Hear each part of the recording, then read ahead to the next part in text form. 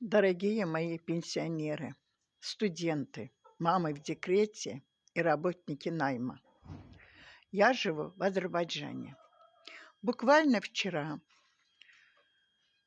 правительство наше дало объявление, что в новом 26-м году прибавки к пенсии и увеличения минимальной зарплаты и минимальной пенсии не будет. А цены растут день ото дня.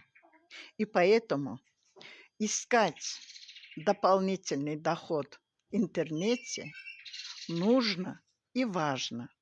Главное, что не попасть на пирамиду и лохотрон. А как?